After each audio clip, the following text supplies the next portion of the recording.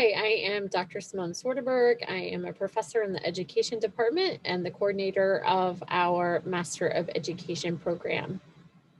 And I am Dr. Lindsay Grow, the Education Department Chair. So today we're going to talk to you about a new option that we will be offering to our undergraduate students, you all watching this. We have worked really hard to be able to offer the option to you of starting your master's degree while you are still an undergraduate. So the master's degree that we already offer is called the Master of Education and Culturally Responsive Teacher Leadership. And we have now created a pathway that will allow you to work on that master's degree as you are completing your bachelor's degree. So this master's pathway allows students to complete up to 15 hours of coursework coursework toward a Master of Education as you finish your bachelor's degree. So our bachelor's degree already requires one endorsement, and you would get that first endorsement at the undergraduate level. And then if you qualify for this pathway for this program, then you can start to take graduate level courses to add an additional endorsement area. And then after you've completed all that, in the 5th year of the program, you would take 5 core MED courses, and you can actually take those while you are teaching. So again, you complete one endorsement at the graduate level and then those 5 core courses in order to get your MED. The endorsement that you would get at the graduate level, and we're going to talk more about this later. We actually have a chart to share with you that should make this really clear, but you could complete your 2nd endorsement at the graduate level in English language learning, for special education and strategist 1 or strategist 2, or reading. And then, like I said, it's just 5 more courses after that to get your master's degree. I'm going to turn it over to Lindsay to talk about why you might want to do this. So many of our current students are already doing this, wanting to obtain 2 or 3 endorsements during their time as an undergraduate. And if they're obtaining those at the undergraduate level, they can only work toward advancing themselves on the pay scale. Or when they do it at the graduate level, then you can work towards advancing on the pay scale and improving your credentialing. And so it might be that you've already planned for 2 endorsements, and this is just a chance to kind of boost ahead and help yourself look better on your resume and enhance your skills set. The courses are dual listed, so there's grad students and undergrad students in the same class. It's just the expectations for assignment completion are different for each. Thank you. So who should be interested in this? Well, really anyone who is planning to further their education. So just as a review over here on the right, this is just kind of how degrees stack up that you earn over time. So at the top here where you start is an associate's degree, which is like a 2-year degree that you get at a community college.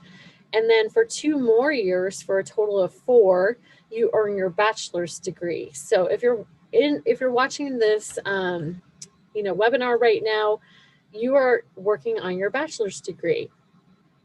Once you complete your bachelor's degree, you can work on a master's degree, which typically takes about 2 years. And then if you're like Lindsay and I, and you want to continue learning, even more past your master's degree, you begin your doctorate, and that can take anywhere from 3 to 5 years. Depends on the program and how much work you want to do. So this can be kind of confusing to students. And so I just wanted to kind of review what we're doing here. So you're already going to get your bachelor's degree, and we're just making it easier for you to get your master's degree by starting it while you're completing your bachelor's. So hopefully that's not too confusing. So this MED 4+1 pathway is really for undergraduates who want to earn a bachelor's and a master's degree in 5 years. You want to make a higher salary as a teacher. So I'm going to go ahead and open up this salary schedule. This is from Des Moines Public Schools. This is public information. You can access this for any district in the state of Iowa. It has to be provided on their website. So I'm going to open this to show you how a salary schedule works. And then I'll do a new share to this. And then this will kind of start to make sense. Now, I do want to provide this information to you with the caveat or the warning that it is different for every single district. In some districts, you'll get a whole lot more if you have a master's degree than instead of just a bachelor's degree. In other districts, you don't get that much more. So that's one of the things you want to look at when you're going through the hiring process. But right here, you can see 2021 certificated teacher salary schedule. So you would be step one, meaning you're in your first year. So the steps on the left just correlate with the number of years you've been in teaching. So you'll start at step one, and I'm going to slide over here to a bachelor's degree. So if I started in my first year with a bachelor's degree, at my salary would be $43,375. Now, if I start over here with a master's degree, my salary is instead $47,243, or almost $4,000 more per year for having that master's degree. So this is one of the things you want to look at and plan for. When I was getting my master's degree, I thought about, okay, how much more will I make if I get this master's degree? How long will it take for me to pay for the master's degree later on, for my student loans and that kind of thing. And if I'm making about $4,000 more per year, it's going to take me this many years to pay for the degree. And then, the degree will pay for itself, and then I'll start to make much more money, right? So something you just want to think about, and then you'll see how each year you get a little raise. And then, of course, if you're at the master's level, that's going to be more than the bachelor's level. Okay, so let me go back to the PowerPoint. And so that's one thing you might want to think about, or one reason would be to get a higher salary. Another reason is that you want a second endorsement and you want to be more marketable. And you definitely will be more marketable with 2 endorsements, because a district is going to be thinking, oh my gosh, they can be a social studies teacher and they could be an ELL teacher. Or, oh my gosh, I could use them as a SPED teacher. And later down the line, when I have an opening, I could hire them for social studies. Okay, so that's another reason. Another reason would be that the program is all about school leadership. Our MED, our core courses are about developing school leadership skills. So if you're really interested in being a leader in your building, this is the program for you. Maybe you're thinking about one day being an instructional coach or a mentor to other teachers, or a lead teacher or a department head. This would be a great degree to prepare you for that. And if you just want to be more knowledgeable about education issues and teaching, this is also a great option for you. And so now Lindsay's going to talk about what are those core courses. So you take that endorsement at the graduate level, but then you also need 5 more courses, because the master's degree is 33 hours. So you take about 15 at the graduate level for that second endorsement, and then you need these 5 other courses. So she's going to talk about that now. I'm going to go ahead and pop those up on the screen and give her a chance. Perfect. So these are the 5 different courses: the culturally responsive school leadership class. Should I go into what they're about, Simone, or do you want to read them? I don't know. Okay, yeah, sure. I could go ahead and share a little bit about each of these so you have an idea as to what you would be doing in the courses. So the first one is culturally responsive school leadership. And it's really kind of just like a general administrative or leadership course, but it is also about being culturally responsive. So this goes really deeply into the various groups that you might find in your school. So these could be students of color. These could be your students living in poverty. And so you do a deep analytical dive into how you can build plans and for school improvement that would help each of those groups.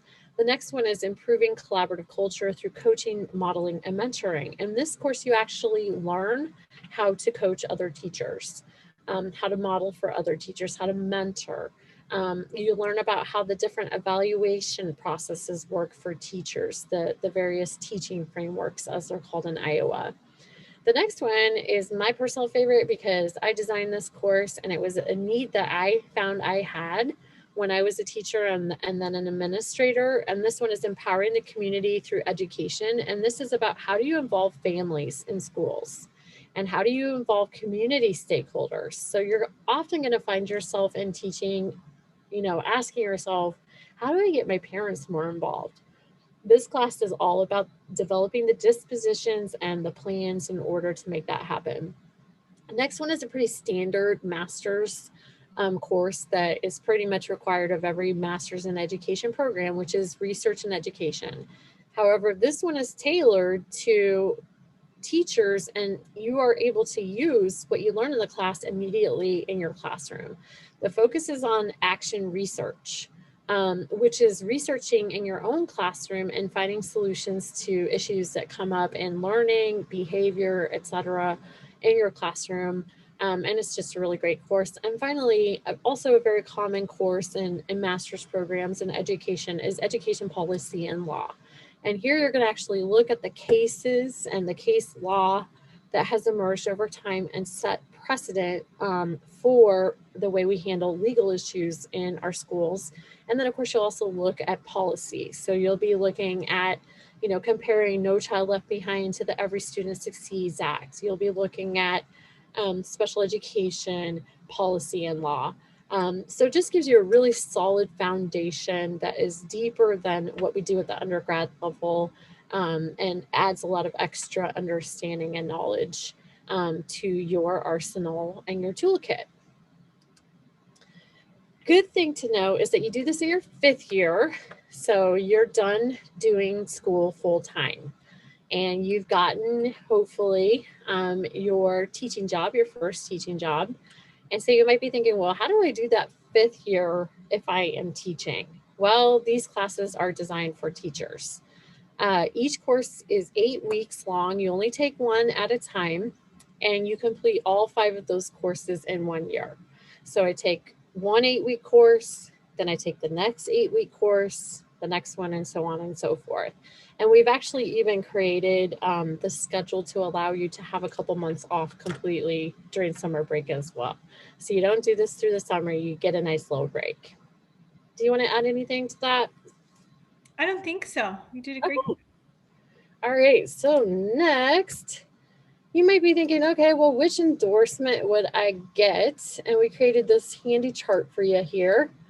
Do you want to talk about this, Lynn? Sure, I can talk about this. Okay. So this is just a menu of options because I don't think there's one right way or wrong way to do it. It's really going to be about what interests you and where your skills are and where you perceive the needs of the world are and how you can intersect those, I guess. And so maybe you're an elementary teacher thinking, I really have a passion for K2. I'm going to get a reading as my for my undergrad endorsement, and then pair that with instructional strat because you want to have an opportunity to be in a different type of classroom and collaborate with teachers, or kind of have your own classroom where you're pulling students out or that kind of thing, or ESL teacher. And so you can really mix and match it however you want. Or maybe you're a secondary English teacher who knows you'll be working with struggling readers, right? English teachers often get a lot of questions about students who are still struggling. So maybe the grad endorsement is reading because you know that that's a passion of yours. So you can really mix and match it how you want to with maybe you're getting Spanish and in ESL at the grad level.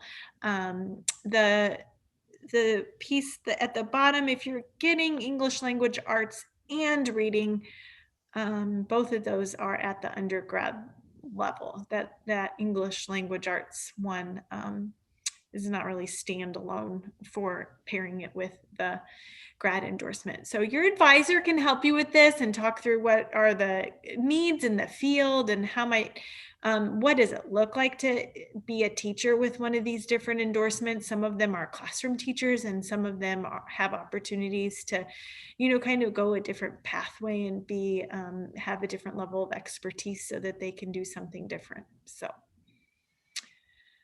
Sorry, sorry about moving this. no, that's okay. I think I was done anyway, so it was perfect timing. Yeah, so great overview there. So you're going to do one at the undergrad level and then choose the second one from the menu column on the right. But like Lindsay said, your advisor is your best friend in this process. All right, so next here, let me move us up here. How do you do this? How do you complete this? Well, you need to gain entry into the program, this pathway, and so you'll need to apply to our admission committee, which consists of faculty from our department, so people that you already know. And decisions are based on the following criteria. These criteria were set up to give, to make sure that you'll be successful in our program. So we really want to make sure that you are coming in with the skills that you need, et cetera, in order to have success. So for your GPA, you need a cum GPA or cumulative GPA of 3.0 and your education course GPA of 3.5. You also need to have at least junior status to apply for the program. You'll need 3 recommendations as required by our graduate program admission already. So anybody who applies to be a grad student at Grandview, they need these 3 recommendations as well. You'll need 2 from education faculty and 1 of your choice. And then we will also complete an assessment of your dispositional professional qualities, which is just us making sure that, again, you have the maturity, the responsibility, et cetera, to be successful. Then you'll write an essay and or score. We'll look at a score from something you've already written, like an assessment like the C-based, and to make sure that your writing skills are proficient, because with all master's programs, you can expect to do a lot of writing. And on the C-base, you would need a score of 4 or higher. You need to be a member in good standing with our education program and not on a plan for improvement. Now, if you don't meet all 4 of those requirements, we may still consider you for admission to our program, and we'll do so on a case-by-case basis. So maybe you had a difficult semester and your GPA is just a couple points below, or, not points, but a tenth of a point below. You have a 3.4 instead of a 3.5. We're not going to just automatically rule you out. In that case, we're going to look at, how you're doing and might even conduct an interview with you. And we'll be looking for ways to get you into the program for sure. You need to apply for the program 1 semester before beginning your first graduate course. And, go ahead. I was going to just say, though, for the startup of this, work with your advisor, because that might be a faster timeline. We want to make sure you have opportunity to do this. So yeah, if you want to start your first graduate course in the fall, that's fine. We'll get you through the process, but yeah, talk to your advisor about that. Now we want you to plan really carefully with your advisor, because you are taking full loads and even courses in the summer. So start working with an advisor, myself or Lindsay, as soon as possible if you want to do this. And then finally, the last thing that we need to talk about is, how do you apply? So first, know that you want to get your financial aid in order. Lindsay, what do you want to say about financial aid?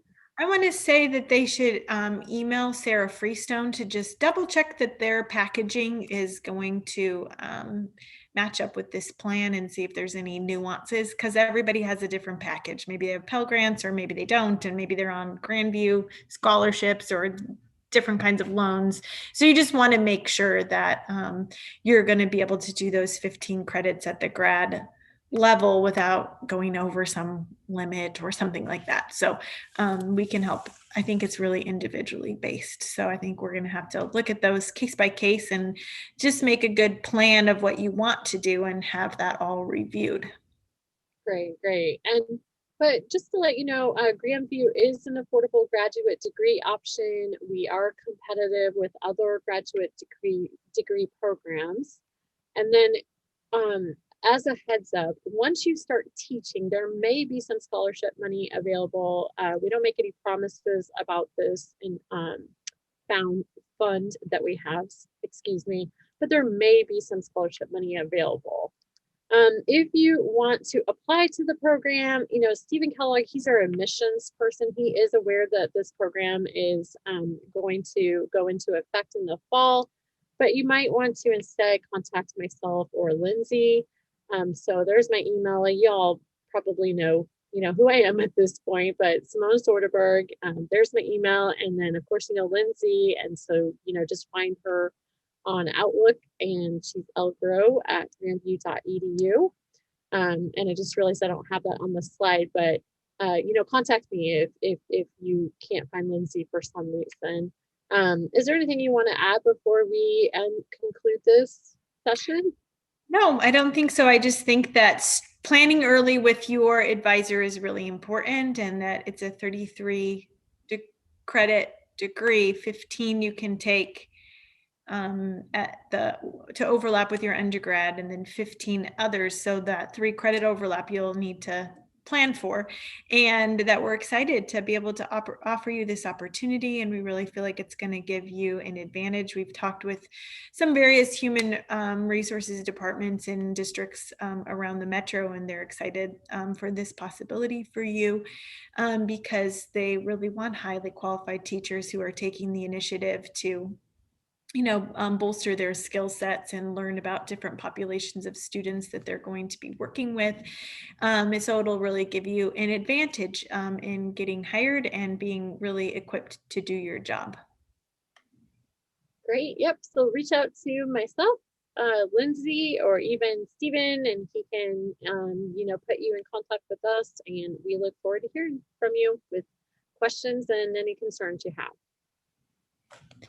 Thank you. Thank you.